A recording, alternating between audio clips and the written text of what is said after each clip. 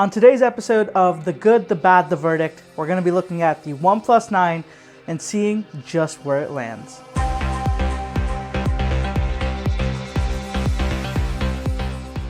Alright, so if you haven't already watched A Good, the Bad, the Verdict on my channel, it's a very simple concept.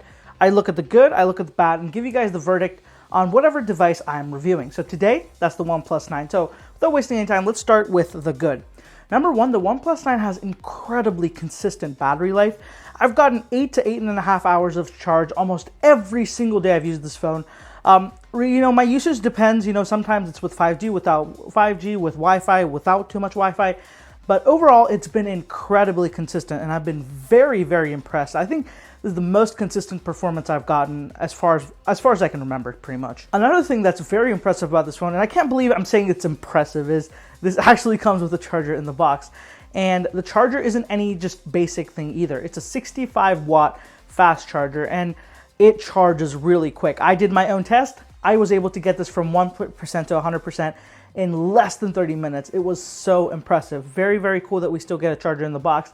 Now, my thoughts on charging. I don't think it needs to be that crazy fast, but I do think that it's very cool that you do at least get the option and you get it in box with the OnePlus 9. Moving on, another really cool thing about this phone is the Wi-Fi range. It's incredibly strong. In fact, it's detrimental to my usage because what happens is I'm connected to the Wi-Fi, I walk out of my house, I walk to my car, and even when I'm in my car, the Wi-Fi is still connected, and no other phone stays connected that far. So what happens is I get it in my car, I either pull up Google Maps or YouTube Music, whatever, to start playing music or load directions, and it's still connected to Wi-Fi. Now, of course, the speed is incredibly slow because of the distance, but it's still locked in there. So I have to manually turn it off, make it switch to data, and it's just a whole thing. But Wi-Fi, connectivity, pretty impressive. The alert slider is another very, very, very awesome feature that I really wish other Android phones would incorporate. I've loved this feature on iPhone for years, and I really loved it when OnePlus brought it on in the early days. And I really wish that they would, that would influence other manufacturers to put alert sliders on their phone too.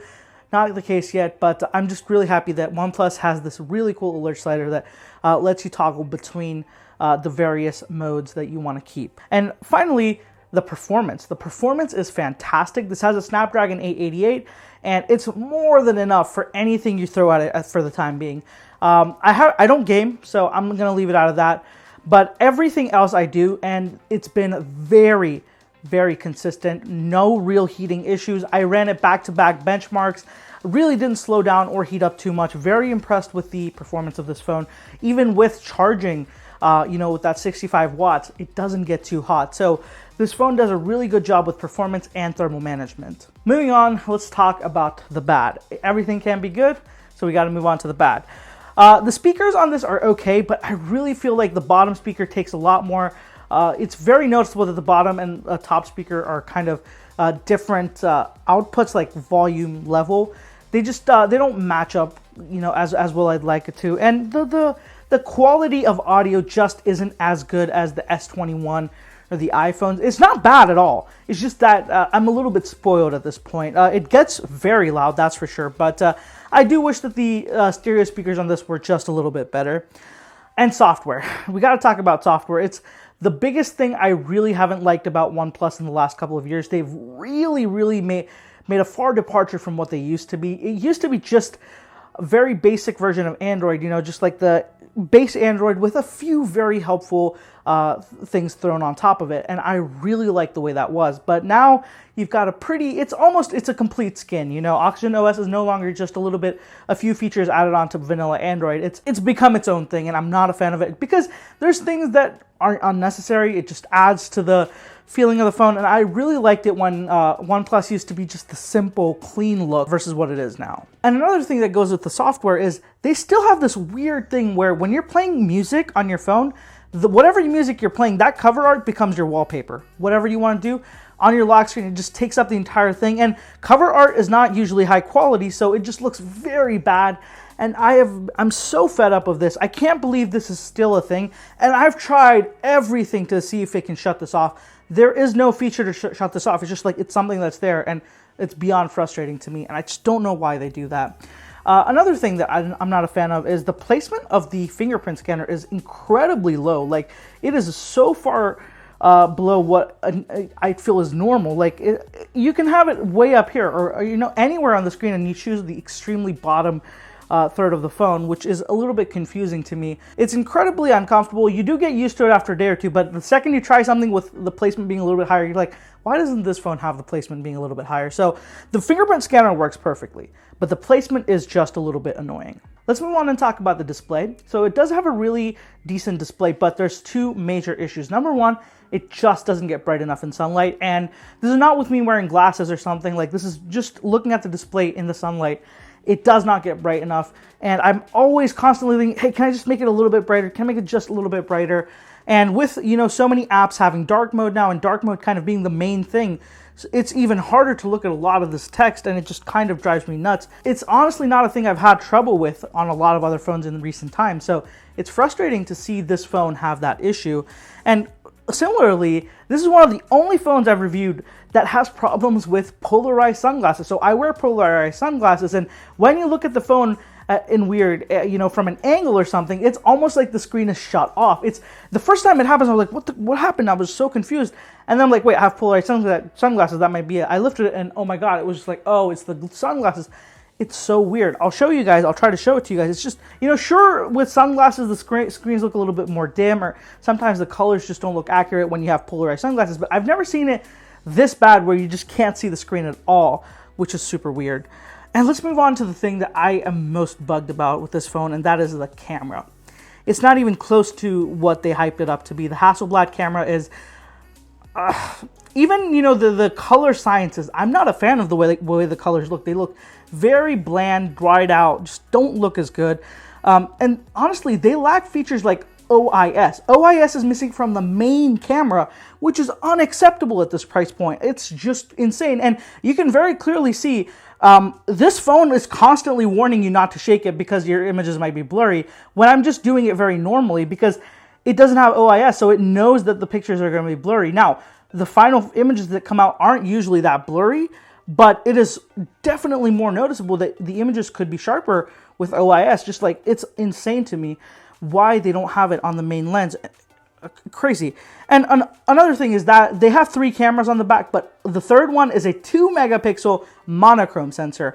That is just stupid. It's basically useless. It's like, it's a dummy. Like, there's no point to have it on there, and it's honestly an insult to you as the customer. Like, they're hyping it up as a 3-camera phone, but the third camera is just a useless thing. It's honestly a waste. And I only consider this to be a 2-camera smartphone, and I don't mind that. I'm not complaining about it only having 2 cameras. I don't mind that. I think the iPhone 12 does a great job with just 2 cameras. The thing is, if you're gonna have 2 cameras, make sure those cameras are fantastic. Don't skimp anywhere. And it's pretty clear that OnePlus is skimped. Just that money that went into that stupid monochrome sensor, you could have added OIS into the main sensor. I mean, I don't imagine that would have been too much more expensive to do. And it confuses me as to why the camera on this is so hyped up, but is so under-spec'd and underwhelming. It's just crazy. And finally, I'm sorry if I'm so worked about the camera. It's just, when you focus so much of your marketing around something, it better live up to the hype. And it's not that it just falls flat a little bit. It's actually not good. And finally, let me just move on to a small thing. The alert slider this time around, it doesn't have as much resistance as the older ones did. So I currently have a OnePlus 8 Pro and a OnePlus Nord as well. And I tested them side by side, and the resistance on this is the least. Like, it just, every time I pull it out of my pocket or put it into my pocket, the alert slider changes on its own, which is very frustrating because suddenly it might ring when you don't want it to, or it might go into silent when you don't want it to be in silent, and you may miss calls or important notifications. I'm just a little bit more mindful of the alert slider now whenever I pull it in or pull it out of my pocket, but it's just something that could have not been an issue at all. Like, just a little bit more resistance on the alert slider and we would have been fine. So those are the bad, and let's move on to the verdict. And the verdict is very, very simple. Don't buy this phone. Don't. I hate to be blunt, but it's honestly the only verdict I could come to here. Like, there is no other verdict to say. There's just other better products out there. The competition is fierce, and there is some very, very good phones out there for this price point. In fact, other phones from OnePlus itself. The OnePlus 9R is a much better phone than this. The OnePlus 8 Pro is a way better deal than this, and it's $30 cheaper. So just, it's honestly a very, very poorly placed phone. I mean, it makes no sense to me. You can buy other phones from OnePlus or from Samsung and get much, much better value. You know, I wish there was something more to say, but the OnePlus 9 just fails to make a compelling case for itself. So that's it for this one, guys. Let me know what you think of the OnePlus 9. I really do think out of the lineup this year, this is the least impressive phone from OnePlus. I'm not that impressed by the 9 Pro, but as far as I understand, it doesn't have as many fatal shortcomings as the 9, but you know, it is what it is. So let me know what you guys think of the OnePlus 9 down in the comments below. And if you haven't already, be sure to follow me on social media for more content and behind the scenes of all the testing and videos that I make. It's just super fun. Come hang out over there. And if you haven't already, be sure to subscribe to the channel for more OnePlus content. I'm going to be putting the OnePlus 9 up right against the S21 and comparing them head to head. Let's see which one comes out on top. Thank you so much for watching, guys. I'll catch you in the next one.